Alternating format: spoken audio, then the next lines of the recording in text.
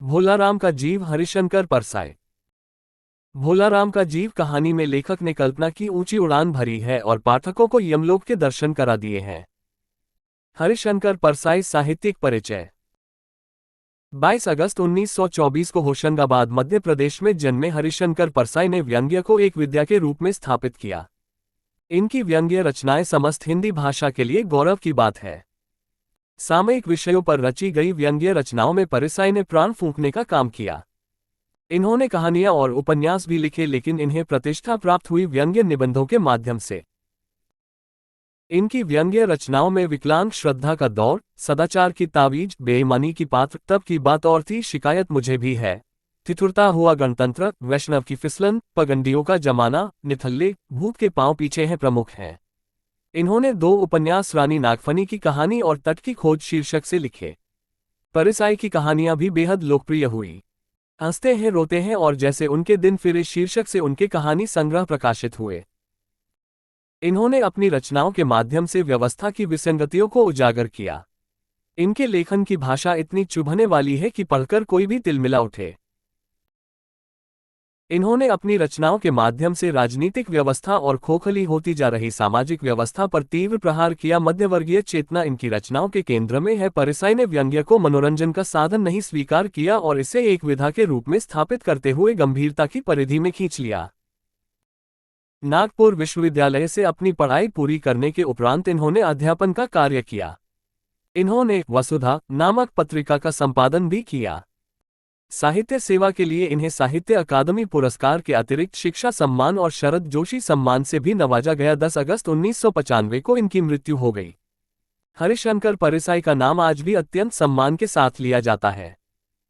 मूल पाठ। भोलाराम का जीव। ऐसा कभी नहीं हुआ था। धर्मराज लाखों वर्षों से असंख्य आदमियों को कर्म और सिफारिश के आधार पर स्वर्ग या नरक में निवास स्थान अलॉट करते आ रहे थे, पर ऐसा कभी नहीं हुआ था। सामने बैठे चित्रगुप्त बार बार चश्मा पोंछ, बार बार थूक से पन्ने पलट रजिस्टर पर रजिस्टर देख रहे थे। गलती पकड़ में ही नहीं आ रही थी। आखिर उन्होंने खींचकर रजिस्टर इतने जोर से बंद किया कि मक्खी चपेट में आ गई। उसे निकालते हुए वे बोले, महाराज रिकॉर्ड सब ठीक है। भोलाराम के जीव ने 5 दिन पहले देह त्यागी और यमदूत के साथ इस लोक के लिए रवाना भी हुआ, पर यहां अभी तक नहीं पहुंचा। धर्मराज ने पूछा, और वह दूत कहाँ है? महाराज वह भी लापता है। इसी समय द्वार खुले और एक यमदूत बदहवास वहां आया। उसका मौलिक रूप चेहरा परिश्रम, परेशानी और भय के कारण और भी विकृत हो गया था। उसे देखते ही चित्रगुप्त चिल्ला उठे, अरे तू कहाँ रहा इतने दिन? भोलाराम का जीव कहाँ है? यमदूत हाथ जोड़कर बोला, दयानिधान मैं कैसे बतलाऊं कि क्या हो गया। आज तक मैंने धोखा नहीं खाया था, पर भोलाराम का जीव मुझे चकमा दे गया। 5 दिन पहले जब जीव ने भोलाराम की देह त्यागी, तब मैंने उसे पकड़ा और इस लोक की यात्रा आरंभ की। नगर के बाहर ज्यों ही मैं उसे लेकर एक तीव्र वायु तरंग पर सवार हुआ, त्यों ही वह मेरी चंगुल से छूटकर न जाने कहाँ गायब हो गया। इन 5 दिनों में मैंने सारा ब्रह्मांड छान डाला, पर उसका कहीं पता नहीं चला।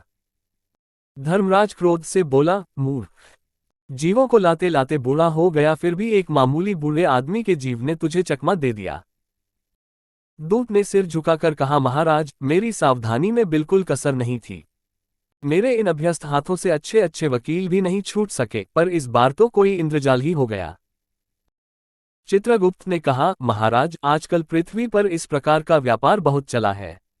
लोग दोस्तों को कुछ चीज भेजते हैं और उसे रास्ते में ही रेलवे वाले उड़ा लेते हैं। होजरी के पार्सलों के मोजे रेलवे अफसर पहनते हैं। मालगाड़ी के डब्बे रास्ते में कट जाते हैं। एक बात और हो रही है, राजनीतिक दलों के नेता विरोधी नेता को उड़ाकर बंद कर देते हैं। कहीं भोलाराम के जीव को भी तो किसी विरोधी ने मरने के बाद खराबी करने के लिए तो नहीं उड़ा दिया। धर्मराज ने व्यंग्य से चित्रगुप्त की ओर देखते हुए कहा, तुम्हारी भी रिटायर होने की उम्र आ गई।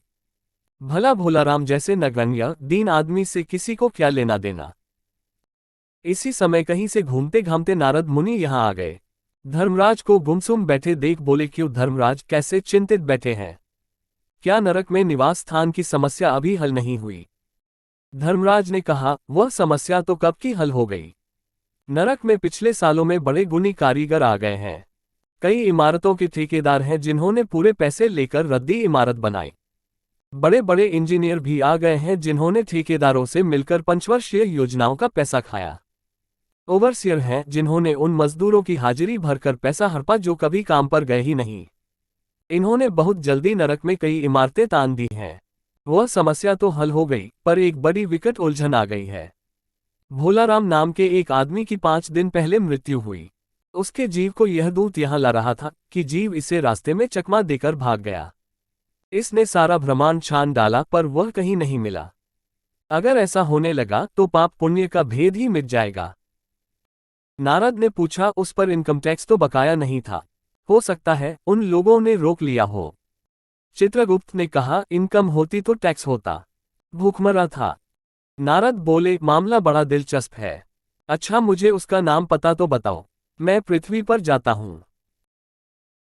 चित्रगुप्त ने रजिस्टर देखकर बताया, भोलाराम नाम था उसका। जबलपुर शहर में धमापुर मोहल्ले में नाले के किनारे एक 1.5 कमरे के टूटे फूटे मकान में वह परिवार समेत रहता था।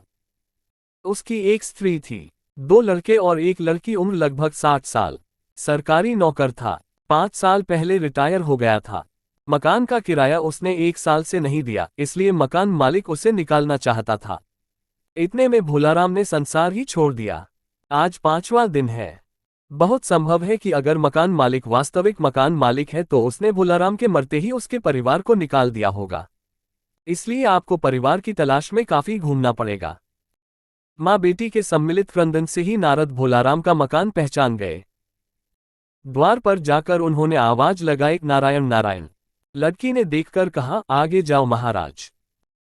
नारद ने कहा, मुझे भिक्षा नहीं चाहिए, मुझे भोलाराम के बारे में कुछ पूछताछ करनी है। अपनी माँ को जरा बाहर भेजो बेटी। भोलाराम की पत्नी बाहर आई। नारद ने कहा, माता, भोलाराम को क्या बीमारी थी? क्या बताओ? गरीबी की बीमारी थी। 5 साल हो गए पेंशन पर बैठे, पर पेंशन अभी तक नहीं मिली। हर 10-15 दिन में एक दरख्वास्त देते थे, पर वहां से या तो जवाब आता ही नहीं था और आता तो यही कि तुम्हारी पेंशन के मामले में विचार हो रहा है। इन 5 सालों में सब गहने बेचकर हम लोग खा गए, फिर बर्तन बिके, अब कुछ नहीं बचा था। चिंता में घुलते घुलते और भूखे मरते मरते उन्होंने दम तोड़ दिया। नारद ने कहा, क्या करोगी माँ? उनकी इतनी ही उम्र थी।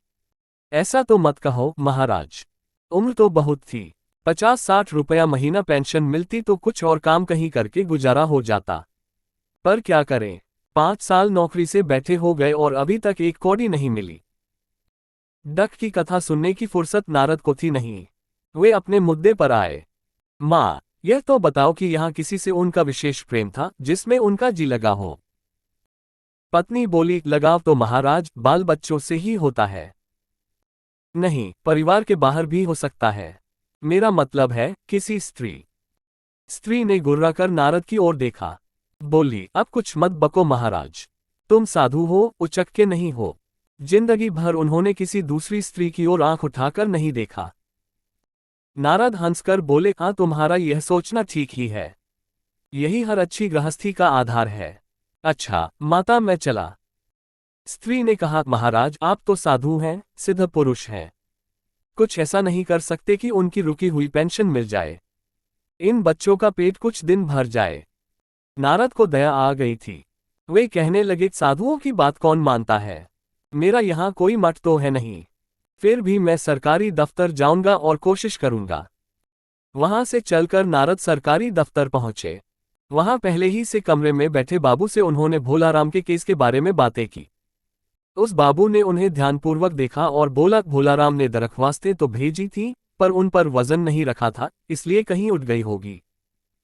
नारद ने कहा, भाई ये बहुत से पेपर वेट तो रखे हैं, इन्हें क्यों नहीं रख दिया? बाबू हंसा, आप साधु है, आपको दुनियादारी समझ में नहीं आती। दरख्वास्त एक पेपर वेट से नहीं दबती और आप उस कमरे में बैठे बाबू से मिलिए। नारद उस बाबू के पास गए। उसने तीसरे के पास भेजा, तीसरे ने चौथे के पास, चौथे ने पांचवे के पास। जब नारद 25-30 बाबुओं और अफसरों के पास घूम आए तब एक चपरासी ने कहा, महाराज आप क्यों इस झंझट में पड़ गए? अगर आप साल भर भी यहाँ चक्कर लगाते रहे तो भी काम नहीं होगा। आप तो सीधे बड़े साहब से मिलिए, उन्हें खुश कर दिया तो अभी काम हो जाएगा। नारद बड़े साहब के कमरे में पहुंचे। बाहर चपरासी ऊँघ रहा था, इसलिए उन्हें किसी ने छेड़ा नहीं। बिना विजिटिंग कार्ड के आया देख साहब बड़े नाराज हुए, बोले इसे कोई मंदिर वंदिर समझ लिया है क्या? धधड़ाते चले आए। चिट क्यों नहीं भेजी? नारद ने कहा कैसे भेजता, चपरासी सो रहा है। क्या काम है? साहब ने रौब से पूछा। नारद ने भोलाराम का पेंशन केस बतलाया। साहब बोले आप हैं बैरागी, दफ्तरों के रीति रिवाज नहीं जानते। असल में भोलाराम ने गलती की भाई, यह भी एक मंदिर है, यहां भी दान पुण्य करना पड़ता है। आप भोलाराम के आत्मीय मालूम होते हैं। भोलाराम की दरख्वास्तें उड़ रही हैं, उन पर वजन रखिए। नारद ने सोचा कि फिर यहां वजन की समस्या खड़ी हो गई। साहब बोले भाई सरकारी पैसे का मामला है, पेंशन का केस 20 दफ्तरों में जाता है, देर लग ही जाती है। 20 बार एक ही बात को 20 जगह लिखना पड़ता है, तब पक्की होती है। जितनी पेंशन मिलती है उतने की स्टेशनरी लग जाती है। हाँ जल्दी भी हो सकती है मगर। साहब रुके। नारद ने कहा मगर क्या? साहब ने कुटिल मुस्कान के साथ कहा मगर वजन चाहिए। आप समझे नहीं, जैसे आपकी यह सुंदर वीणा है, इसका भी वजन भोलाराम की दरख्वास्त पर रखा जा सकता है।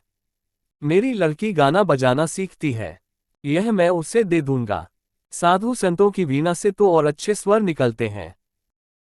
नारद अपनी वीणा छीनते देख जरा घबराए, पर फिर संभल कर उन्होंने वीणा टेबल पर रखकर कहा यह लीजिए, अब जरा जल्दी उसका पेंशन ऑर्डर निकाल दीजिए। साहब ने प्रसन्नता से उन्हें कुर्सी दी, वीणा को एक कोने में रखा और घंटी बजाई। चपरासी हाजिर हुआ। साहब ने हुक्म दिया बड़े बाबू से भोलाराम के केस की फाइल लाओ।